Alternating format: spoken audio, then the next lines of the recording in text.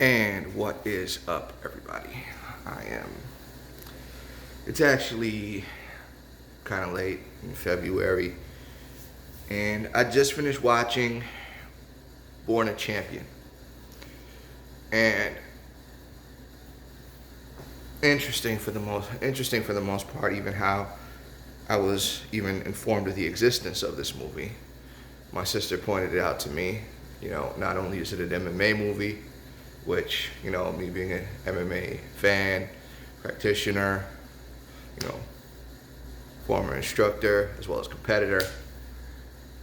But then they had to throw in the Marine bit, which of course, as most of hits really close to home to me. Now, Sean Patrick Flanery, he wrote this movie and I guess directed the movie. And he's a pretty competent storyteller. Except for the fact that he clearly didn't have the money he needed to bring this on the level of Warrior. Warrior, to this day, hands down, the best mixed martial arts movie ever made. And also brings the Marine element to it. There's always been a strong connection between mixed martial arts and the Marine Corps for some reason. Like, it was the Marine Corps that partnered with UFC to, just strengthen relationships. Now, granted, there are soldiers, and within mixed martial arts, sailors and Air Force, this, that, the other, but it's like always the Marines that really stood out. Former WEC champion Brian Stan,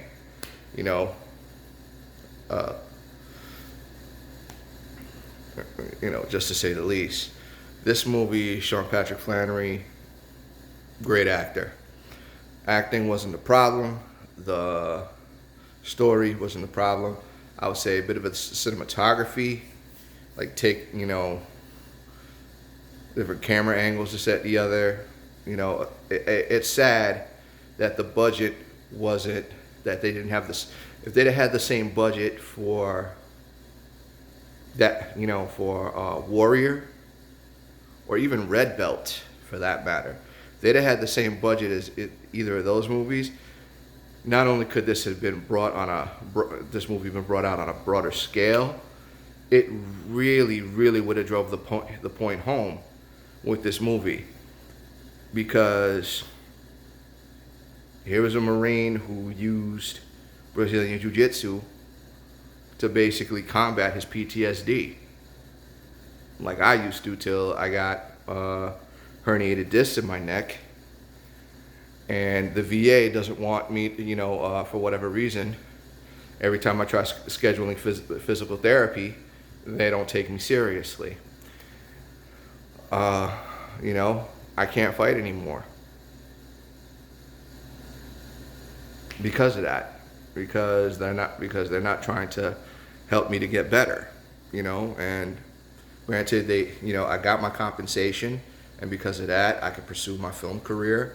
I could pursue my art work, and getting my artwork some notoriety, and possibly writing a book on how to do that style of artwork. Okay, great, but I still want to fight. And this movie basically just reiterated, why it was that I myself and so many others before me do what we do. I have, friends who got into it.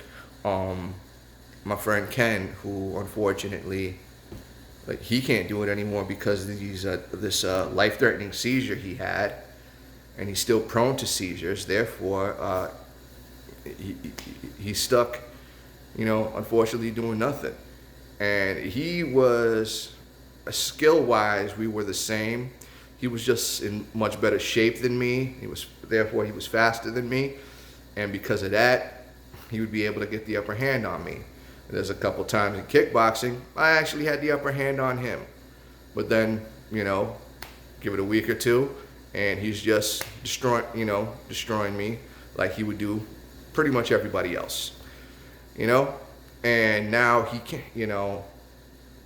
because of that, he can't risk uh, having another head injury. I mean, in jiu-jitsu, there's no striking, but unfortunately, accidents do happen.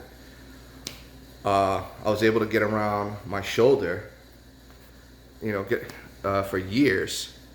Then when the neck thing happened, I was shot because somebody just, didn't even put me in a full choke, and it felt a pop. It's like, okay, I gotta, I can't do this anymore.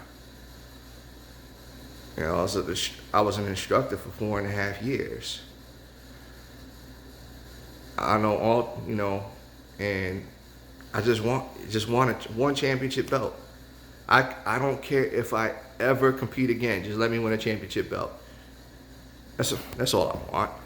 Granted, I got 2 bronze medals with more prestige than most of the championship belts that other fighters that I know have.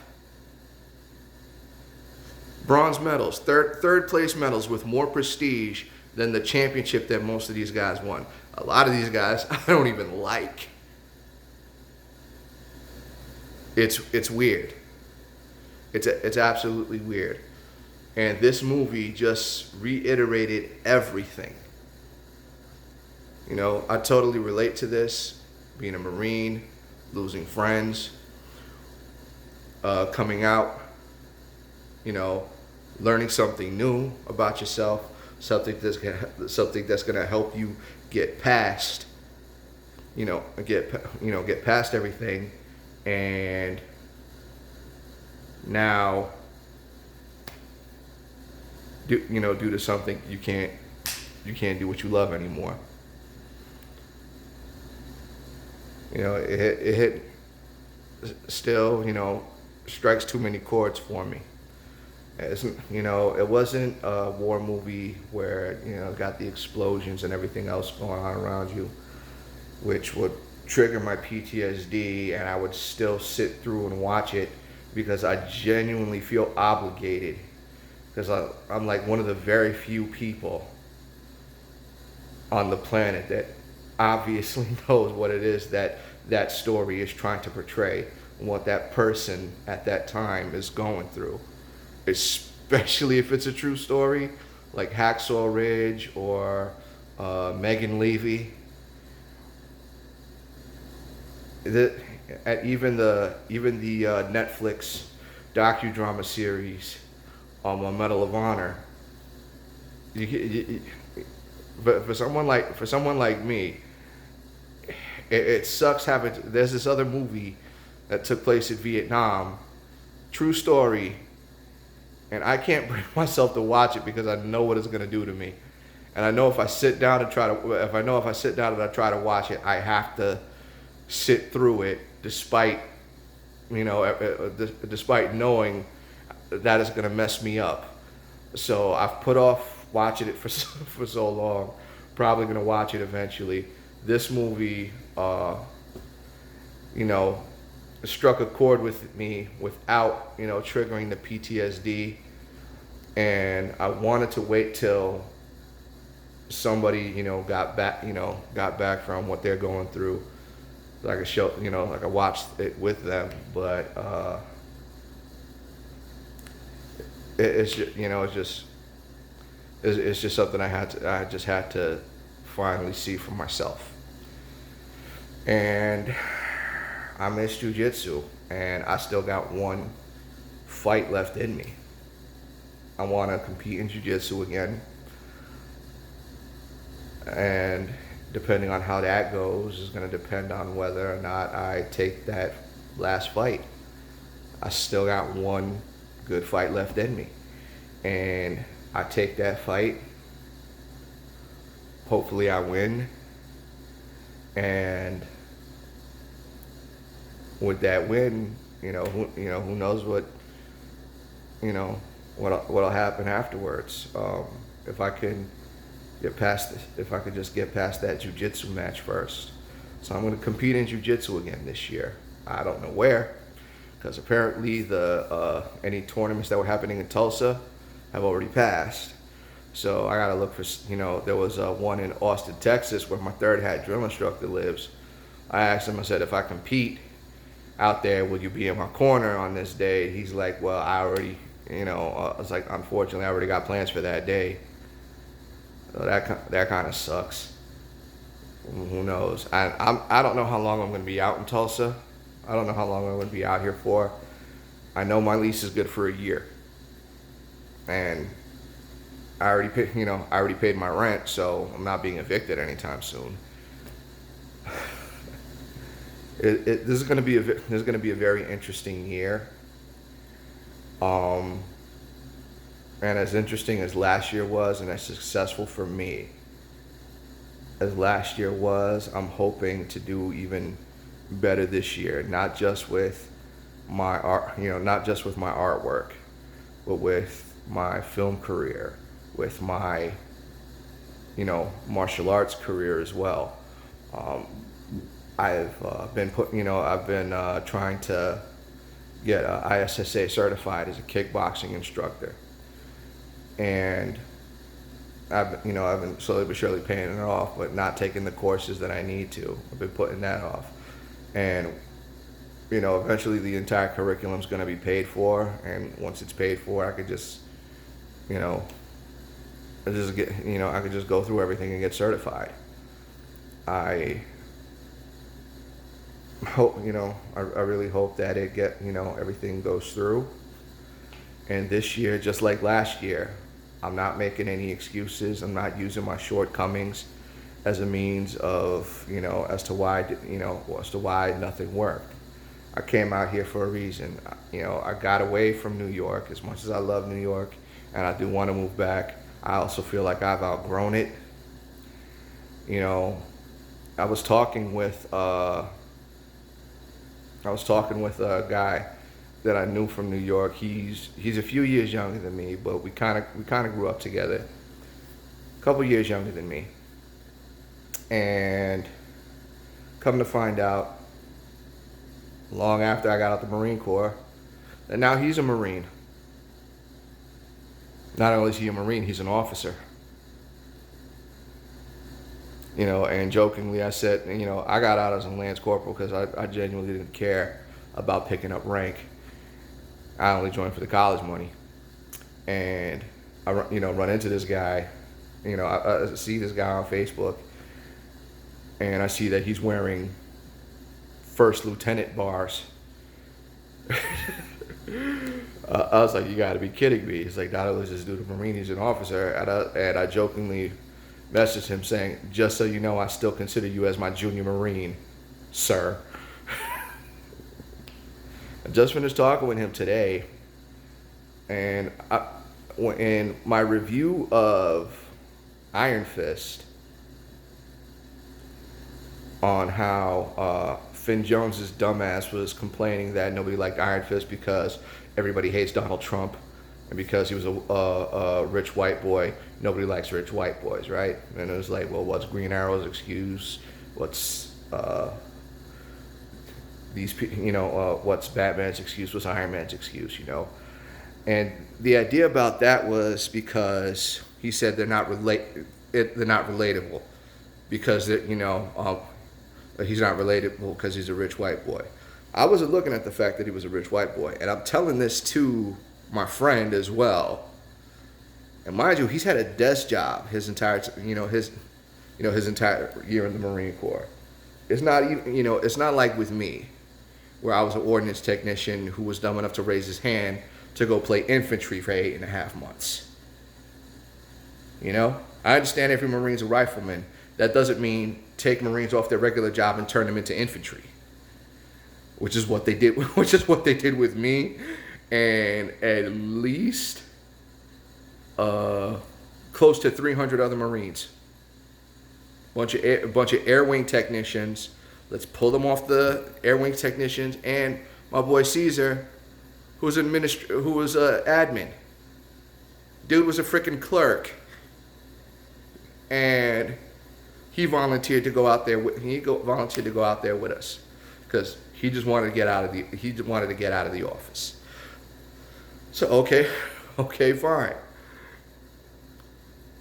this guy, but yet because we're both Marines, we both get out back into the civilian world because we couldn't wait to get back home. We go through the trouble of building ourselves up to make ourselves better so that we could succeed. And then we come to realize that home is not what it used to be. You find out that not only home is not what it used to be, people are going to try to use you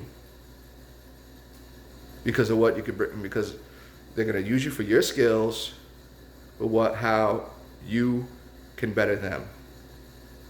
They're not trying to help you, they're just trying to help themselves. They don't care about you. They only care about the fact that you can do good for them. You know, whether it be family, whether it be new friends, or anything like that. I know all too well what that feels like. And so does this guy. It's weird. It's something that we all share. And this movie, being about a Marine, having to go through some, you know, interesting having to go through some, you know, some of that stuff myself. It's universal. I guess it's just universal amongst all jarheads. I don't get it. I really don't. But it's, you know, it's nice to see a story like this being able to get put out. I wish it could have been done better. It is good for what it was. A lot better than most. Because like some of these god awful, you know, damn near no budget movies. Oh my goodness, just especially with MMA, and especially when, you know, Pure Flix tried making an MMA movie. It was just garbage, man. I wanted to watch it, and I couldn't get past the first 10 minutes. It was so bad. So for something like this, for a guy who is a true, I guess, you know, he's a Brazilian Jiu-Jitsu black belt, and under Renzo Gracie, and Renzo Gracie, you know, makes a, you know, small appearance in this movie. And shout out to Renzo Gracie, because, you know, I met him 3 times, and he's a close personal friend of my old Jiu-Jitsu master, El Simbrites Chucao. And the 3rd time that I met Renzo, you know, I told him, I said, well, this is our 3rd time meeting, so, you know, we got to be friends now. He's like, yeah, man, we're going to go back to because he was on his way to Brazil. I was on my way to Florida to meet my boy Caesar. And he's like, yeah, we're going to sweat together. We're going to eat Brazilian barbecue. And we never got to do that, unfortunately. And I miss my old master. I miss the camaraderie I had with everybody that I had before I became an instructor. Because once I became an instructor, it was just me doing somebody else's job for him, because he was too busy watching Sons of Anarchy or going to school to take, you know, with a major that is virtually useless. Now I am in, you know, after, you know, going to UFC gym in White Plains, and then eventually 914 Training Center, which really helped me for my last fight. That, for those of you who saw it, and as well as the people who were there, as well as the referee, thought I got robbed, you know, for the decision. And I am, you know, dude offered me a rematch, and I was like, hell yeah, absolutely.